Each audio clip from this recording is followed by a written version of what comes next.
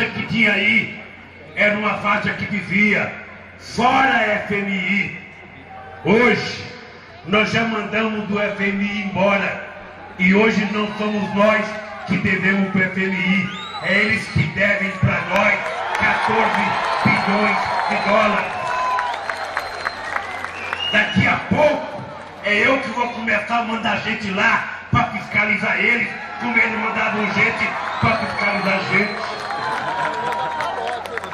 Nós, quando chegamos no governo, isso é importante, Aloysio, é importante você que é economista, o Brasil inteiro tinha só 380 bilhões de reais de crédito para o Brasil inteiro. Só 380 bilhões de reais.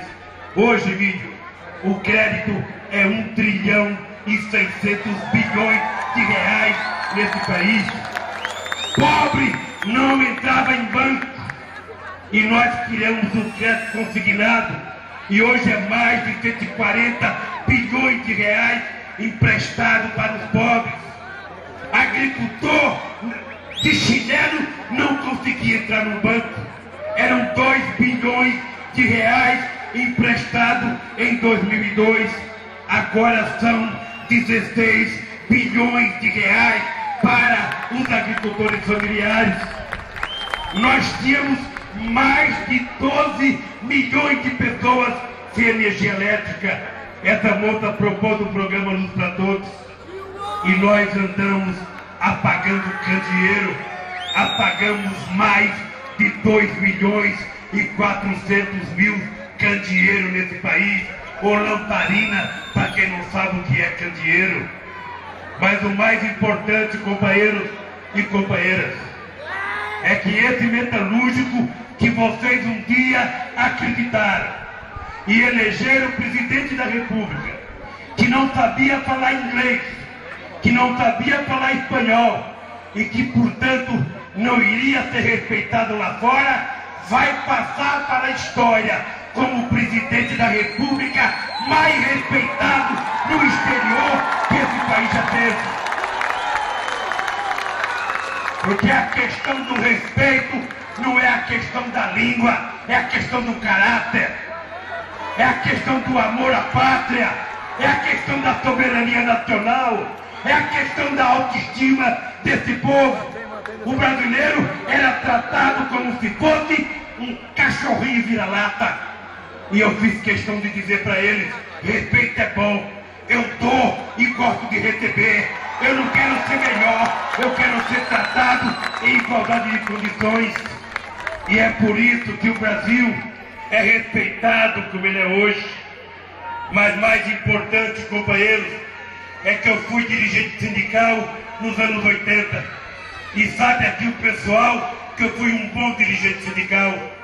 Mas desde 1980 que a gente não via uma placa na porta de uma fábrica, precisa-se de soldador, de torneiro, de fresador, de empregada. Diziam que eu não ia criar emprego. Pois bem, foi esse companheiro, junto com vocês e com esses aqui, que só este mês criamos 181 mil. E já estamos nesse ano com 1.675 e vamos fechar 1 milhão e vamos fechar o meu mandato com 14 milhões e meio de empregos criados com carteira profissional assinada. Há 8 anos consecutivos eu fiz as greves mais importantes desse país. Fiz as greves mais importantes e voltava a trabalhar sem ganhar R$1 acima da inflação. No meu governo, nesses 8 anos, todos os sindicatos que fizeram acordo com ganho real de aumento de salário. Diziam que a gente não podia aumentar o salário mínimo, que ia causar inflação. Já aumentamos em 74% o salário mínimo e a inflação está controlada. Pois bem, meus companheiros e companheiras, eu jamais faria isso sozinho se não fosse a confiança de vocês nos momentos difíceis. Se cada vez que eu tinha que tomar uma decisão, a primeira coisa que eu pensava posso errar, porque quando eu terminar o meu mandato, eu não vou para Harvard, eu não vou para Sorbonne, eu não vou para o estrangeiro, eu vou voltar para minha casa a 800 metros do sindicato para ver os meus companheiros. E eu não quero que os meus companheiros me achem estranho. Eu quero olhar na cara do metalúrgico de Osasco, depois de passar 8 anos na presidência, e poder cumprimentá-lo e dizer bom dia ou boa tarde, companheiro, e receber dele também a resposta de companheiro. Porque quem tem caráter não muda quando chega lá. Eu sou um homem que sei de onde eu vim e sei para onde eu vou voltar. Eu sou um homem que eu sei quem são as minhas amizades verdadeiras e quem são aquelas amizades que eu fiz no governo. Eu sei diferenciar quem é de primeira hora, quem é de segunda hora e quem dá um sorriso para mim só porque eu sou presidente da República. Eu aprendi a conhecer as pessoas pelos olhos. Eu de vez em quando digo, às vezes vai dezenas de pobres lá no palácio sorriem para mim e não dão um prejuízo ao Estado. Às vezes vai um magnata com um sorriso, ele já quer pedir 1 bilhão, 2 bilhão, 3 bilhão emprestado, enquanto o povo brasileiro pede apenas o suficiente para sobreviver. Companheira e querida Dilma Rousseff, você não se esqueça nunca de uma coisa: vai ter muita gente te cercando, porque presidente tem muito puxa-saco. Mas quando você tiver uma dúvida, Dilma, quando você tiver na tua vida uma dúvida, não pense em mim, não pense na Marisa, no Netinho, pense nessa gente pobre desse país, que são as pessoas que vão te eleger e que vão te sustentar.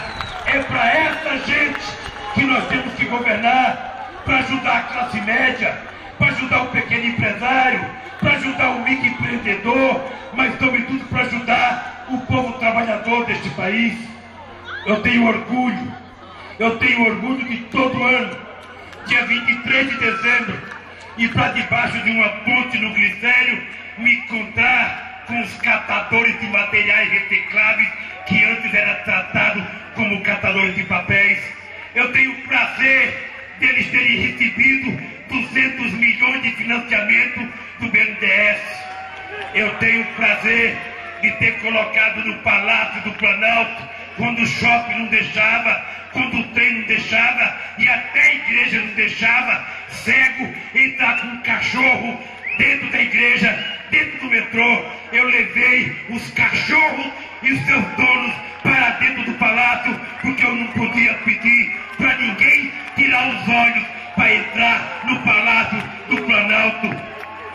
E isso, companheira Dilma, eu tenho a convicção, eu tenho a certeza e tenho a fé que eu tenho em Deus, de que você saberá fazer igual, mais e possivelmente muito melhor, porque você já tem 8 anos de experiência.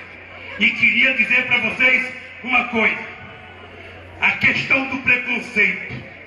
O preconceito é uma doença que não tem cura.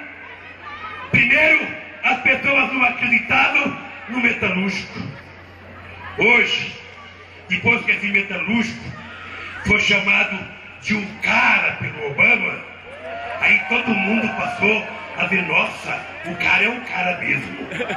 O que o Obama não sabia é que eu sou apenas o presidente do Brasil e que sou o presidente de 190 milhões de caras que são a razão de ser deste país.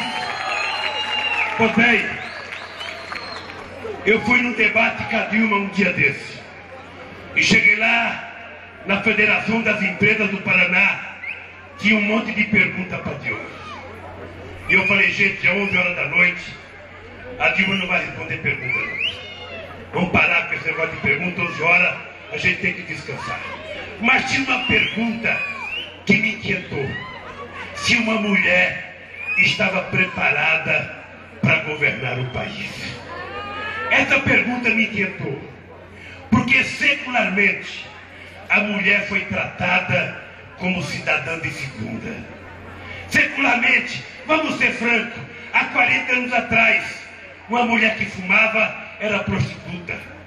Há 30 ou 40 anos atrás, ser aeromoça era ser prostituta. Há 50 anos atrás, trabalhar de enfermeira era ser prostituta, ou seja, era uma quantidade de preconceito. O Congresso Nacional, mulher não podia andar de calça comprida, quem é deputado sabe disso. Na Suprema Corte e no Poder Judiciário, também mulher não podia andar de calça comprida. Mulher era só para obedecer e não para mandar. Só que o mundo mudou. O mundo mudou e as mulheres foram ocupando espaço. E nesse debate, Marisa, eu nem te contei isso. Nesse debate eu perguntei para os empresários qual é a preocupação e qual é o preconceito que vocês têm contra uma mulher governar esse país. Qual é o preconceito que merece uma pessoa que carregou a gente 9 meses dentro da barriga? Qual é o preconceito que merece uma pessoa que limpou a gente quando a gente não sabia se limpar? Qual é o preconceito que a gente pode ter contra uma pessoa que ensinou a gente a comer quando a gente não sabia nem pegar numa colher? Qual é o preconceito que a gente tem contra uma pessoa que perdeu horas e horas ensinando a gente a andar? Qual é o preconceito que a gente pode ter com uma pessoa que nos deu caráter? Porque quem cria a gente não é o pai, é a mãe que nos dá o caráter.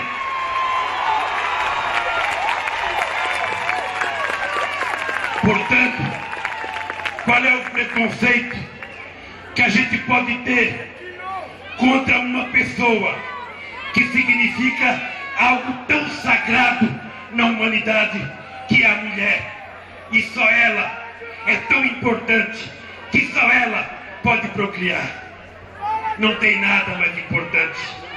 É por isso, companheiras mulheres, que nós temos que levantar a cabeça, humildemente, estufar o peito, sem empinar o nariz e dizer: nós já tivemos a coragem de votar no metalúrgico e não erramos.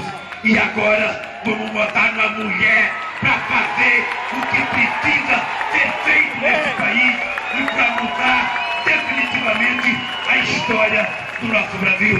Um abraço, gente, e muito obrigado.